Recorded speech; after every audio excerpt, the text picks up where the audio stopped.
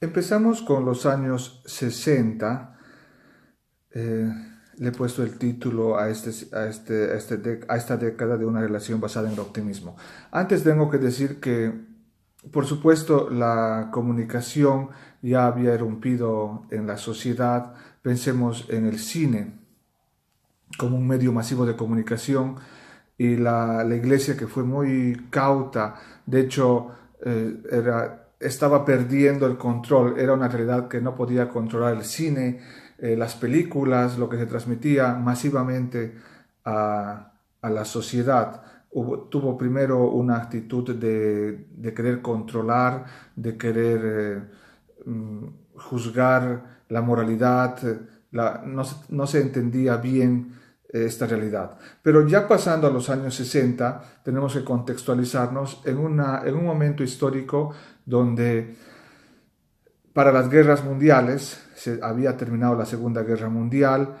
La Europa y los países que se habían involucrado en esta guerra habían desarrollado tecnología industrial, tecnología de comunicación, tecnología de armas. Y bueno, esto, después de la guerra, empezaron a surgir, por ejemplo, lo que son los electrodomésticos.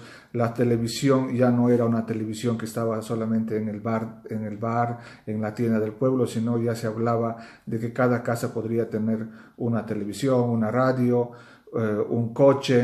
Entonces hay un cierto optimismo, una gran efervescencia de la sociedad.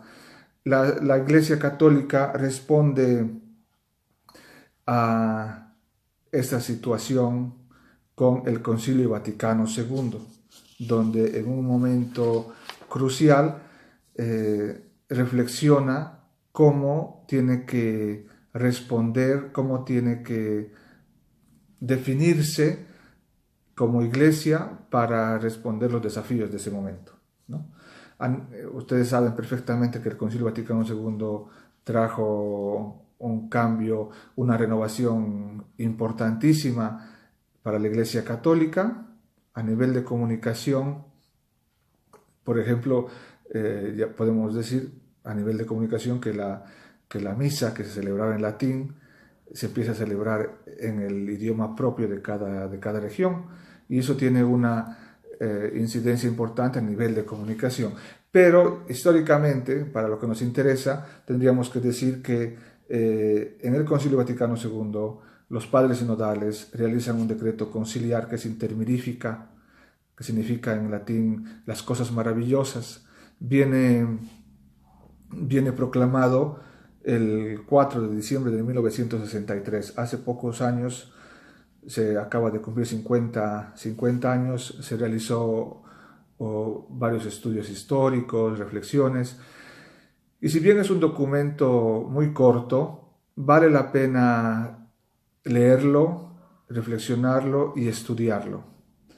Se lo ha criticado mucho a ese documento. Dicen que es el documento menos leído y más criticado del Concilio Vaticano II. Se acusa a este documento de no tener una base teológica importante. Pero con todo eso, gracias a este documento conciliar, a este decreto conciliar, nosotros podemos hablar de la Jornada Mundial de las Comunicaciones. Gracias a esta reflexión de los padres conciliares, se identificó la necesidad de crear una entidad que en la Iglesia Católica coordine, anime la comunicación, aquello que hasta hace poco era conocido como el Pontificio Consejo para las Comunicaciones Sociales, que nació como Pontificia Comisión de las Comunicaciones Sociales en el 1964.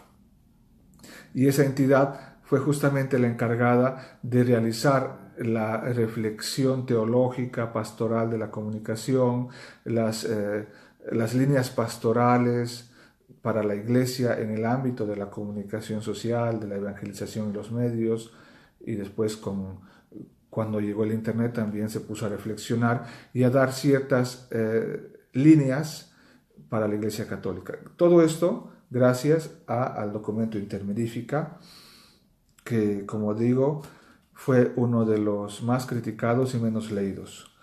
Vale la pena leer este documento, estudiarlo y entender cómo los padres conciliares de ese tiempo abren su mente mirando hacia el futuro para que la iglesia ya no se sienta asustada, ya no piense que tiene un rol solo de controlar la tecnología que podía nacer en comunicación social, por ejemplo, cuando hablábamos del cine, sino que abre su mente, su espíritu, para que la comunicación sea parte integral de la vida de la iglesia.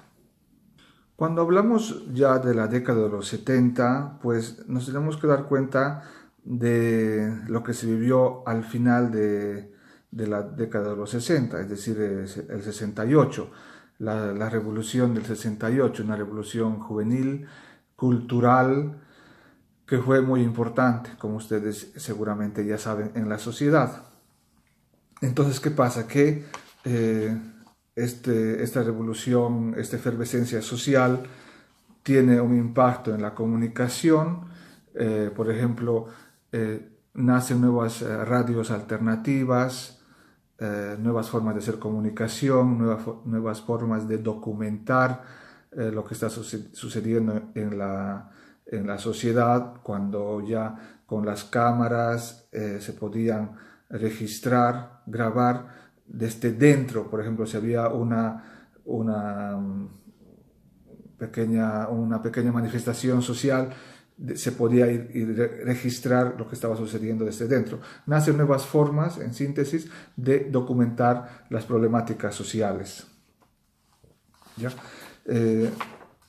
Se empieza a hablar también de una revolución cultural, y en la vida de la iglesia hay un paso importante en la vida de la iglesia a nivel de comunicación. Se trata de la Instrucción Pastoral Communio y Progresio, que fue un documento que da líneas importantísimas, pero que tiene la característica que este documento nace por mandato de Intermirifica, porque ustedes ya habrán leído Intermirifica y se han dado cuenta que es un documento más que todo con pocas páginas. Entonces, pero ahí ya se ve la necesidad de producir una carta magna, como viene llamada después, donde se sitúe la comunicación en la vida de la iglesia. Y de hecho, en 1971 se emite esta carta, esta instrucción pastoral Communio y Progresio, considerada una magna carta, les decía, de la comunicación social en la iglesia, en la que se asume que el lugar de la comunicación y de la comunión están dentro del plan salvífico divino. Este documento fue producido, fue coordinado por la apenas nacida Comisión de Comunicación Social, aquello que después se convirtió en el Pontificio Consejo para la Comunicación Social. Se interpeló a todas las conferencias episcopales del mundo para que mandaran sus reflexiones, se hizo un trabajo de síntesis, y en ese trabajo de síntesis se logró realizar las bases teológicas. Se empezó a reflexionar sobre la teología de la comunicación y la comunicación de la teología. Esa es la importancia, digamos, de ese documento, porque nace las bases para hablar, por ejemplo, de Cristo el perfecto comunicador, para hablar cuál es la importancia de la comunicación en la vida pastoral, ¿ya? Si bien los aspectos doctrinales son afrontados en la primera parte, nos dice, y en particular en los números del 6 al 14, Communio y Progresio presenta lo que decía, una base para la teología. Los temas y cuestiones referentes a la comunicación social, nos dice, han de tener un lugar en la enseñanza teológica, especialmente en la moral y la pastoral, siempre que se aborden cuestiones relacionadas con este tema y en sus líneas fundamentales. así como en los libros de la catequesis. Esto se realizará más adecuadamente cuando los mismos teólogos hayan investigado más profunda y detalladamente las cuestiones que se indican en la primera parte de esta instrucción. He leído una parte concreta desde el número, es la tercera parte en realidad de Comunio y Progresio, que es, repito, un documento que nace por mandato de Intermedifica para dar las bases teológico-pastorales de la comunicación en la iglesia. Y es llamada una carta magna. En la década de los 80, podríamos llamarle a nivel de nuestra historia de la comunicación en la iglesia, el decenio del cambio. Y bueno, ustedes verán en el texto las características sociales, los cambios sociales que se está viviendo en la década de los 80. Quizás algunos de ustedes ya se recordarán algunos hechos marcados por la multimedialidad a nivel de la comunicación, la computadora personal que aparece en la sociedad, llevando consigo un proceso de tecnologización que todavía no se ha detenido. A nivel de comunicación, Estado-sociedad, pues se habla ya de un servicio público. La comunicación se toma la característica y el concepto de servicio público que se normaliza, es decir, es el Estado que tiene que ofrecer como un bien público la posibilidad de que cuando uno tenga un televisor en su casa, pues pueda sintonizar, informarse, formarse y también formarse y divertirse por cierta manera. Eso sí, en la sociedad también, en esta década de los 80, desde la Escuela de Frankfurt se impone el concepto de industria cultural. La cultura que según esta escuela se populariza. Se recordarán, si antes había una obra, vamos a hablar de una obra internacionalmente conocida como la Mona Lisa, se la podía ir a ver solamente al museo en París, con este concepto, con esta escuela de Frankfurt. Se nos recuerda que el proceso que está viviendo la sociedad nos va a permitir tener camisetas, poleras, tener en el vaso donde tomamos el café la figura de una obra de arte como la Mona Lisa en este caso. Bueno, ese es el momento social en el que se está viviendo, en el contexto social en el que estamos viviendo, y como les decía, a nivel eclesial tenemos el Papa Wojtyla, el ciclón Wojtyla, como le llamará algún autor, como le llamará algún teórico, y un ciclón porque precisamente tiene esa fuerza, ese ímpetu con el que irrumpe, digamos, la historia, porque la figura, como verán en el texto, la figura del Papa Juan Pablo II es una de las primeras figuras mundiales, es una de las figuras más reconocidas en el mundo, y por la forma de comunicarse, por la forma de llevar adelante su pontificado, también la forma de llevar adelante sus luchas, por ejemplo, contra el comunismo, a favor de la vida. Hay un atentado contra su vida en mayo de 1981, que también cambia su forma de ser, pero al mismo tiempo, gracias a ese milagro de que ha sobrevivido a ese atentado, su lucha es extrema, es verdaderamente extrema, bueno, hago un salto solamente a nivel de ejemplo, hasta que él ha evangelizado hasta el último momento, hasta el último respiro, hasta el último momento que pudo hablar, él salió a la ventana para intentar comunicar lo que tenía que decir.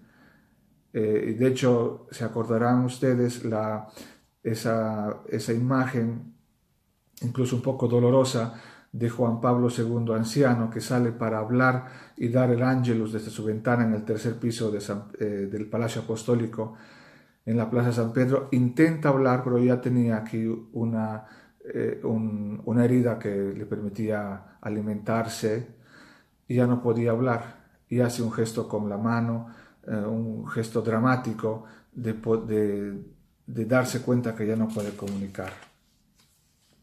Este papa, volviendo atrás, adoptó un modo absolutamente original de relacionarse con los demás y también con un novedoso estilo y el contenido de su forma de hablar. Él hablaba en primera persona, lo hacía en italiano y realizaba una verdadera obra maestra de comunicación humana y cristiana. A nivel de historia de la comunicación, en el año 1989, la Comisión Pontificia de Comunicación, que había nacido por mandato del Concilio Vaticano II en Intermirifica, esta comisión se transforma a todos los efectos en un pontificio consejo para las comunicaciones sociales, es decir, inicia a ser parte de la curia a todos los efectos y con mucha más autoridad logra dar algunos lineamientos pastorales, algunos consejos justamente para que la Iglesia actúe y lleve adelante su misión utilizando lo que era concebido como instrumentos masivos de comunicación social.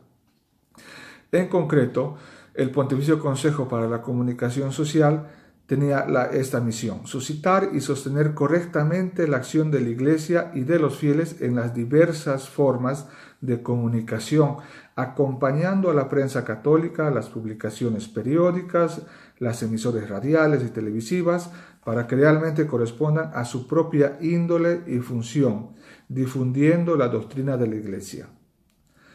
Desde la Santa Sede ya se configura un aparato de comunicación y además que estaba fortalecido, por ejemplo, por la Filmoteca Vaticana, trabajaba también junto a la Sala de Prensa del Vaticano y ya la Santa Sede tiene pues una estructura, una entidad de comunicación a nivel de comunicación institucional, a nivel de archivo, para sistematizar, por ejemplo, todo lo que eran las imágenes del Papa, las únicas imágenes del Papa que estaban en celuloide y que tenían que ser mantenidas a una temperatura, a una humedad, y también a nivel pastoral, de lineamientos, de estrategia de comunicación, no solo para la Santa Sede, sino para toda la Iglesia universal. Y ese Pontificio Consejo, que ha desaparecido hace pocos años, en el 31 de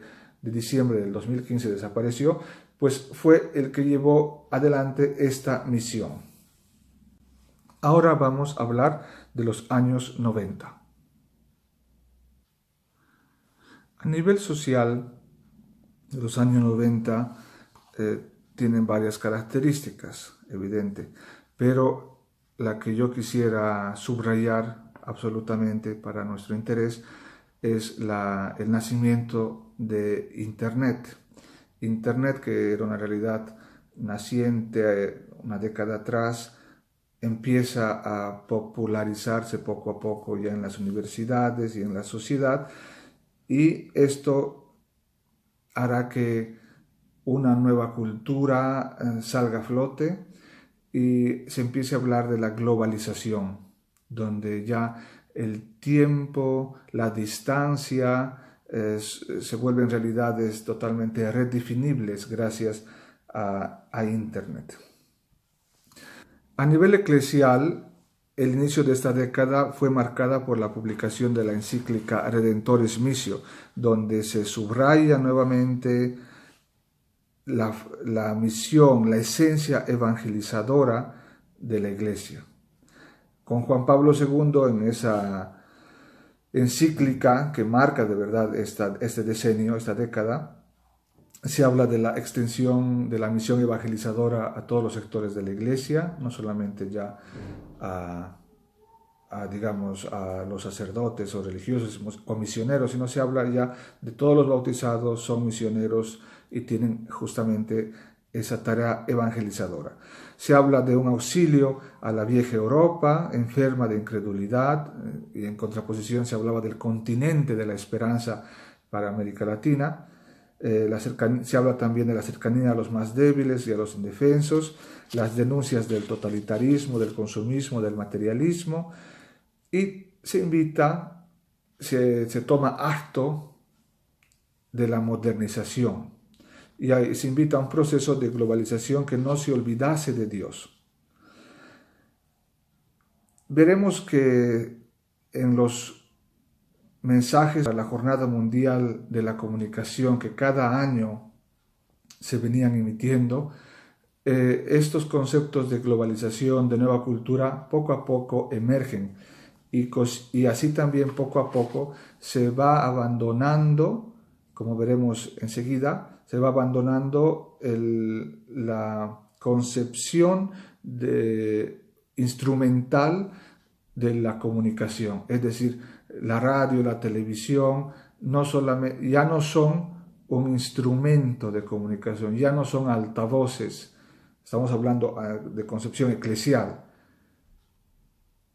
Estos instrumentos, estos medios de comunicación son resultados ya de una nueva cultura, son elementos de una nueva cultura, ya no son solamente altavoces.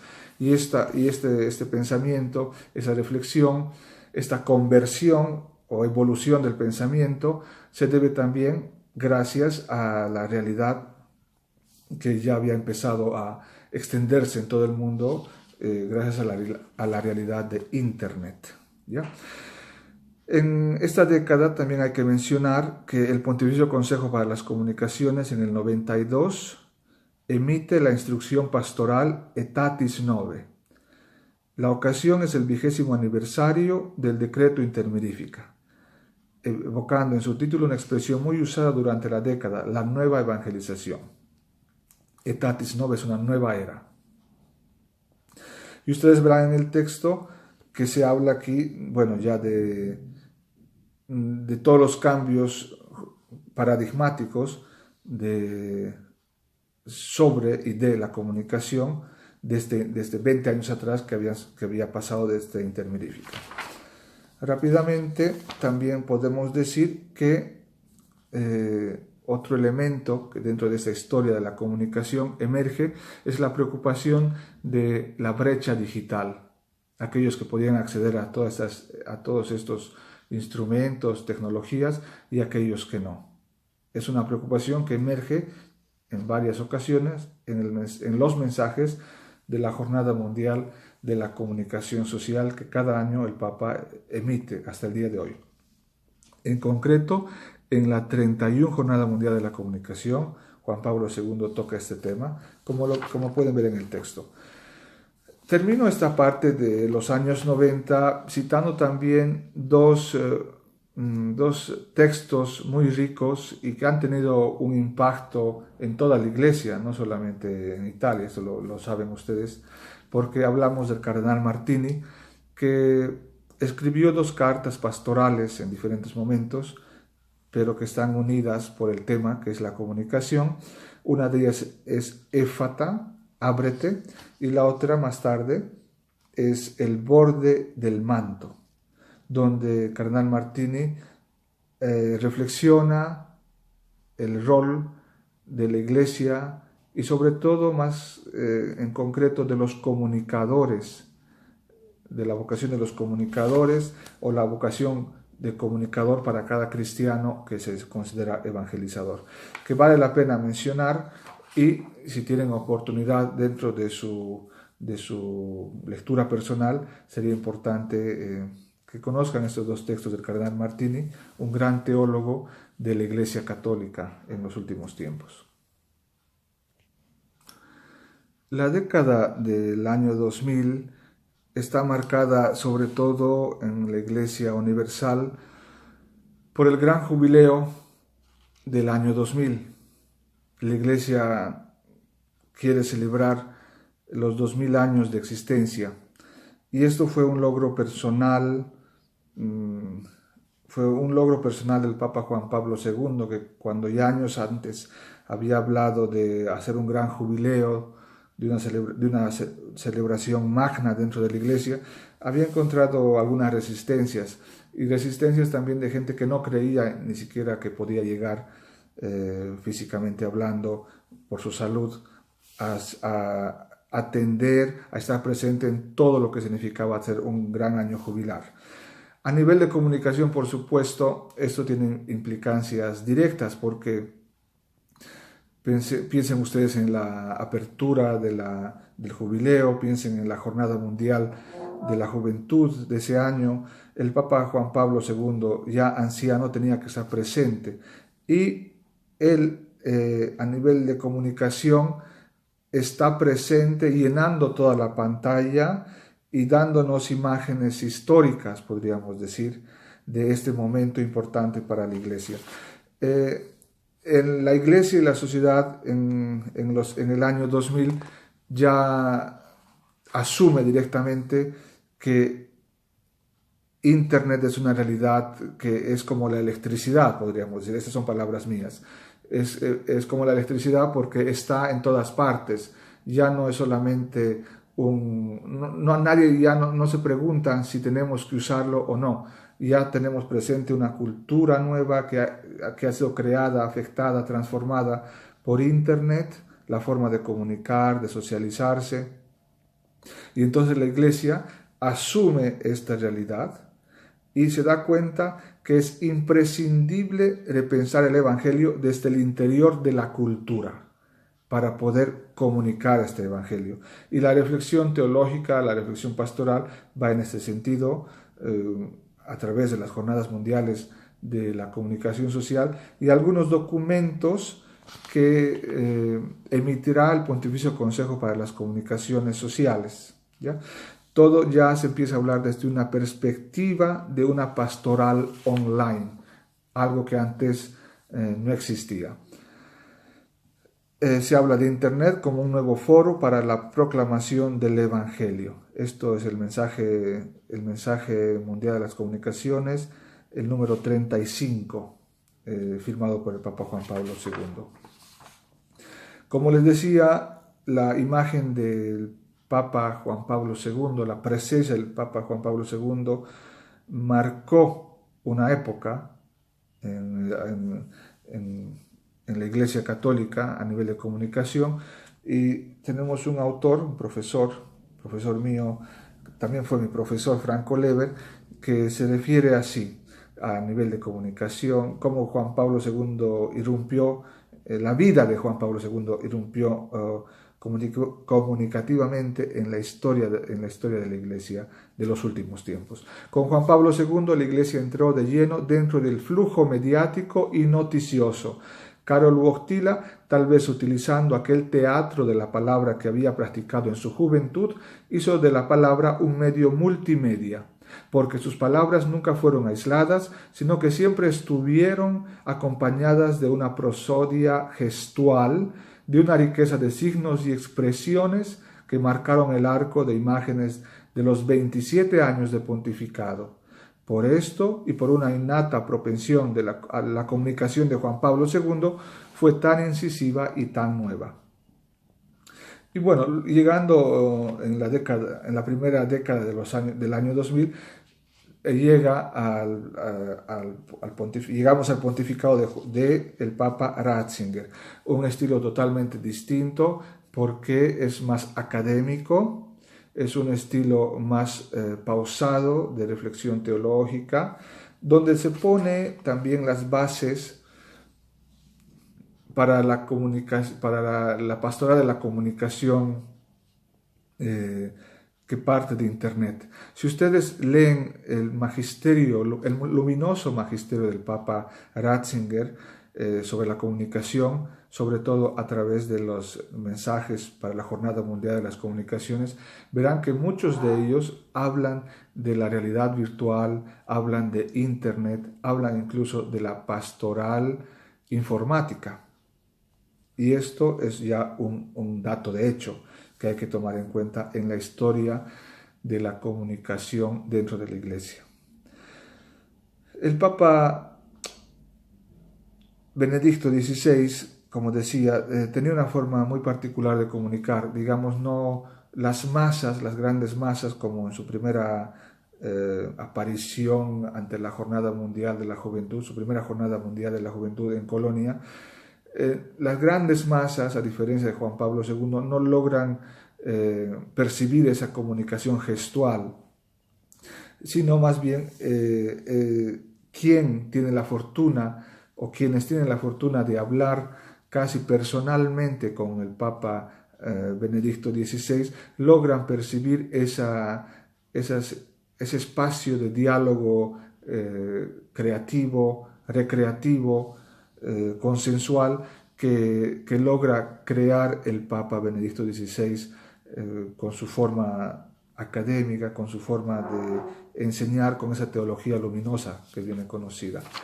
El Papa teólogo, nos dice, termino este texto diciendo así: el Papa teólogo prefirió el coloquio directo con las personas, aunque también se sentía bien en los grandes eventos o los viajes apostólicos. Su pasado como profesor de teología y experto en doctrina pesó bastante al momento de comunicar, y no sorprendía que para el Papa Ratzinger un concepto valiese más de 1000 imágenes. Benedicto XVI estaba convencido que anunciar al mundo el Evangelio significaba buscar canales de comunicación que ya no eran convencionales. Sin duda, esta convicción se reflejó durante su pontificado, incluyendo el gesto inesperado de su renuncia.